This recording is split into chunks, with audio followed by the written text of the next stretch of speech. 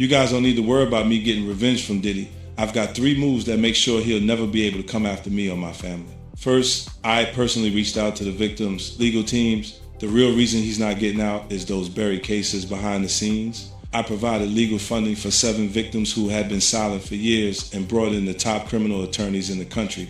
Second, I bought up every potential post-release business deal he had lined up. I planned this 2 years in advance, so by the time he got sentenced and still had hope of getting out, every partner had already cut ties with him. Third, I don't just have evidence, I've got backups. This is an entire minefield that's been buried for 20 years. I uncovered every secret from the last 30 years. With testimonies from the victims, we interviewed over a dozen people he tricked, threatened, or violated. You think that's harsh? No, he destroyed other people's lives for decades. I'm just making sure he spends a few extra years in prison for it. I'm not afraid of his people, not afraid of his threats. I know he's still in there fantasizing about a comeback, but the truth is, he's never coming back. Is this real life? I feel crazy. The world is spinning around me. What's happening? You have 4 eyes. I have 2 fingers. Ah! That opening sets the tone immediately. This is not being pitched as a small celebrity feud. This is being framed as 50 Cent going straight at Diddy, while pushing the idea that the damage around him runs much deeper than what the public saw at first. And once that tone is set, everything that follows starts sounding bigger. Turn 16. You know what I'm saying? I'm gonna let you rock this every time you come to LA. Yeah, this will be yours. So, every time you come to LA, it's a little dusty, but you know, come get the front shot of this. Man. Head that out. Minute. Woo. Okay. Okay. Alright, so I'm gonna be driving this next year. Yeah, when you get 16, you come down, you gotta, you know, wear your seat. I mean, I'm 15, you could ride in the passenger seat. I got my permit. Not yet. No. Alright, 16. You're not 16. ready. Slow down. Let's slow down, Josh. Okay. Let's slow down, okay? One step at a time. But yeah, the keys is yours when you get 16. You good to go. I'm good to go. Yeah. Alright. And then when you get 18, you get the house. You get the mansion. Okay. I get the mansion? Yeah. Alright. So where are we off to now? Where would you like to go? I mean, wherever you want to go. Where are we going? So check this out, yo. Justin, you ever seen the movie 48 Hours? Right now, he's having 48 hours with Diddy, him and his boy. They're having the times of their lives, like where we hanging out and what we doing. We can't really disclose, but it's definitely a 15-year-old's dream. I have been given custody of him. He signed to Usher. I'm signed to Usher. I had legal guardianship of Usher when he did his first album. I did Usher's first album. I don't have legal guardianship of him, but for the next 48 hours, he's with me. So and we gonna go full crazy. I'm going crazy. Crazy. I'm taking this out tonight. What you want to do? What you want to do over the next 48 hours? 48 hours. Let's go. Let's just go get some girls. Let's go hang with some girls. A man after my heart. That's what I'm talking about. That confusion matters because this is exactly how these stories keep hitting people now. Old clips, old interviews, old rumors, new allegations, and suddenly the whole picture starts looking different than it did before. That's been saying for years, this man is having sex with underage. So now the federal government is looking at that like, yo, when is somebody going to come forward? We got this information, this alleged information, but nobody's willing to come forward. Then they go on and say, yo, Shakur Stewart mysteriously dead. Supposed to be a self-inflicted wound. Person that had everything going for him in their life. Kim Porter dead. Somebody's car gets blown up.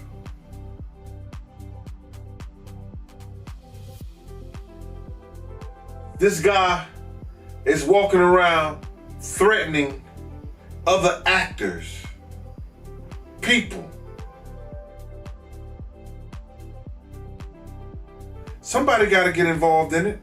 If it ain't the state, let it be the feds. Somebody got to stop him. He lucky that God given him the opportunity to be stopped while he's alive. Didn't have to go to hell and face that shit. He got a chance to repent now. Change his life. You mentioned minors, and a lot of people have been trying to drag Justin Bieber into this situation because there's a lot of suspect looking videos with Diddy and Bieber in it, and they're making a lot of allegations. That is where the story really locks in, because now the script is holding all 3 points together at once. 50 Cent as the one reopening the conversation, Diddy as the man at the center of it, and Justin Bieber as one of the names that makes the whole thing harder to ignore. That is why this kind of narration sounds stronger. It moves the story without dropping the names that matter. Diddy bought his son a Bentley. Maybe, he could buy you one also. Got me a Lamborghini. That's nice. I haven't gotten it yet, though. Yeah, I know. Yeah, I know. When is that coming, that Lamborghini? We talked about this last He time. had the Lamborghini for a day or two, and he had access to the house. And he knows better than be talking about the things that he does with Big Brother Puff on national television. Well, apparently not. Something, everything ain't for everybody. This is one of those clips people keep going back to. Maybe years ago it was played off as celebrity fun. Now with Diddy under heavier scrutiny and 50 Cent pushing harder, people hear it differently. And once Justin Bieber's name is inside that conversation, the old footage stops feeling so harmless. If he's bigger than Diddy, and he's not none of the names that I said, probably so. But then they say he was young too. Yeah, they say he was young. Let me get his name right. I hope it ain't the Bieber. I hope it's not the Bieber. That's a good one. It might be him. But if they saying that the guy is young and he's an A-lister, I can't think of that many black people, man. Right. Not at all. And somebody that's more powerful, more of a celebrity than Diddy. You understand what I'm saying? If they were saying somebody that was more celebrity than Diddy, he was an A-lister, he was younger. You know what I'm saying? And if he's not black, it would have to be the Bieber. That's his name, Bieber? They said I got that wrong too. Justin Bieber, allegedly. I don't know, bro. Right. But when you heard the news that Diddy, he had a tape with another man, did that catch you by surprise or no? Well, all this shit is by surprise to me. A lot of this shit is by surprise to me, to be totally honest, man. Because I knew Puff, I knew Puff Daddy, I knew Diddy before he was Love and Brother Love and back to Diddy. So, no, but the diddler, he's the diddler now. A lot of it's surprising, but it's not unheard of. Because you hear of all kinds of shit, and whether it registered with you or you internalize it or something like that, that's a whole nother story. But a lot of this stuff is crazy. But this is the world that we live in now, man. That these individuals thinks is all right. Bruh. That is the bigger point. The script is not only asking questions about Diddy. It is also asking what kind of industry environment surrounded Justin Bieber and why people like 50 Cent now sound more relevant than they did when they first started talking. This is where the script gets more serious. Not because every claim here is proven, but because it shows how the story is being pitched. Years of allegations, years of fear, and years of people saying nothing publicly. And that is exactly the lane 50 Cent keeps pushing into whenever Diddy's name comes up. Good. He fizzled out fast, too. So would you say someone like Justin Bieber is a victim? I just seen he is reportedly selling his whole catalog because he's broke. Yeah. Yeah. And once he finishes getting that money, I don't understand why he's broke. He didn't have to be broke. Usher just wouldn't stop robbing him. Damn. I mean, Usher couldn't keep his hands out of his pocket. It's funny. He got him signed and turned over custody to Diddy. Boy was never the same, and neither was Usher's pockets, because Usher's been living off of Justin Bieber's money. He ain't been living off of his own. Because the truth is, Usher don't really make that kind of money. And I'm really just kind of sick and tired of Usher reigning. Yeah, I'm really kind of disgusted with Usher reigning, who does Greek wrestling nude with men over Frosted Flakes, allegedly.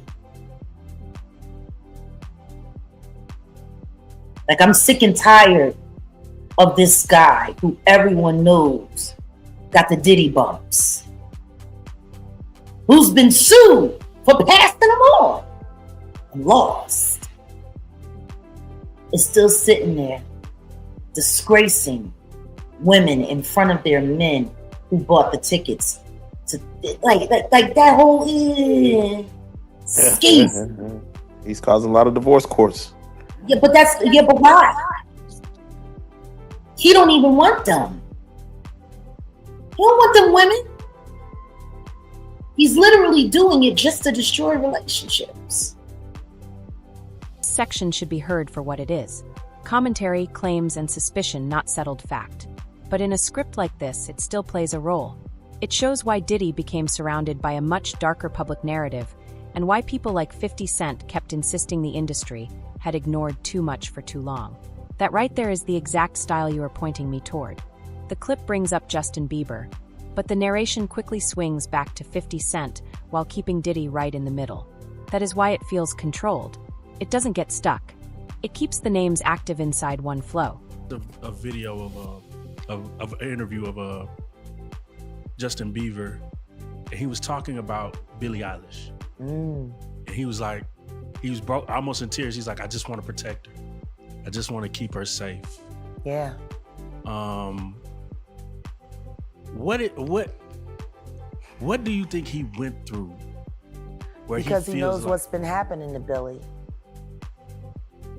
Just like everybody knew what was happening to Millie Bobby Brown girl with Drake. These people are monsters.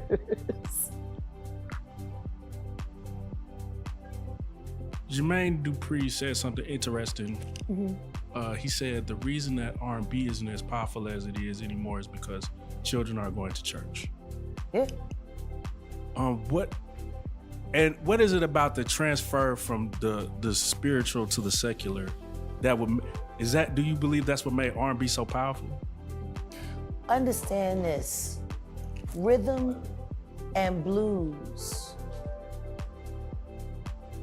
was a combination of gospel and soul music. Because soul music has always been around in one form or another. It's just evolved throughout the years. And you got gospel, rhythm and blues. That's what put that together. That's why they made such a big stink about the Ray Charles incorporating gospel sounds into secular music. Because they wanted people to separate the two. This is demon, this is good. The truth is none of that's real. There is no bad, there is no good. There is what is and there is what is not. And that's sad. But when you take the spirit that comes from that, and see, in church they preach love, they preach love, they preach love. And God is love. The love that we experience, everything that we do, all of that is just a derivative from the endorphins that come from the relationship with God. It's all there. When you go and you sit in a place and you hear a song sung and it quickens you in your soul and you feel stirred up, How the hell can just a sound coming out of a mouth create all of that? That's God. So when you take God out of society, all you're left with are emotions, impulses, instincts. And that's what the fuck we got. Right. In music. He's absolutely right. If you take God, God's love out of something, all you're stuck with is the rudimentary shit. The sludge, fucking Gollum running around saying, my precious. You know, that's what you got. And now, Jack, you spoke on Piers Morgan saying that you used to be in this world. Yeah. Of the sex worker world, and you've seen kind of the depravity that the human mind could go to. And this is old material being reread through a new lens. That is the whole engine of the story. Now, Diddy's old public image is under pressure. Justin Bieber's old moments are being revisited, and 50 Cent keeps framing those moments as part of something bigger than celebrity gossip. This is exactly how stories online start running away. Names start getting guessed, rumors start hardening, and suddenly speculation starts sounding like proof. So the stronger way to narrate this section is not to confirm it, but to show how Justin Bieber's name became part of the wider cloud around Diddy, especially as old footage kept resurfacing. Now the story widens again. It is not just Diddy and Justin Bieber anymore. Now Usher enters the picture, and the script starts suggesting a longer chain of influence. Access and damage across different generations of young stars that makes the story feel bigger and darker. This is one of the strongest narration blocks in the whole transcript, because it stops sounding like random scandal talk and starts sounding like a pattern. Diddy stays at the center. Justin Bieber becomes part of a bigger timeline, and the whole thing starts sounding like the exact kind of industry story 50 Cent wants people to look at differently. Listen, bro. Just doing law enforcement myself, just take for instance. I think the individual was a Syracuse former basketball player named Jason Barnes or Beard or something like that. He already had drug charges against him. The day Diddy house get raided, they catch him getting on a plane and they put him into custody. Didn't that sound a little weird? People didn't catch that. They either put him in custody for a couple of reasons. You understand? One, to make a witness out of him, or to safeguard him and protect him for anything that could happen to him, because they had already stated, allegedly, that he was some kind of mule for the people over there at Diddy's house. So now, with that information, that he was already known by the government for drug charges, wouldn't that be an individual that you use? I'm gonna give you something different. And I'm gonna give you something else that people don't even think. On the other day, I seen on the video that Puff had ran into Justin Bieber. They met up, and he started tapping him as if he was searching him and see if he had some kind of device on. Did you see that? Yep. Check this out. What if the federal government have already talked to Justin Bieber? And Diddy did that on tape. That means in his mind, he think this person may be a witness. Right? Yep. What he has just done that is against the law? Nothing that we've seen. Tampering with a federal witness. If they have already talked to Justin Bieber prior to him doing that, he goes and look like he's searching him. It appears that he's asking Justin Bieber, yo, you got a wire on something like that? Like, you're tampering with a federal witness. That's a charge right there that can land him in jail. Reckless. That was real reckless. Man, it's gonna be kind of crazy to see everything unfold, man. Well, if worse comes to worse, and Diddy has to do some time, how do you think he's gonna handle it?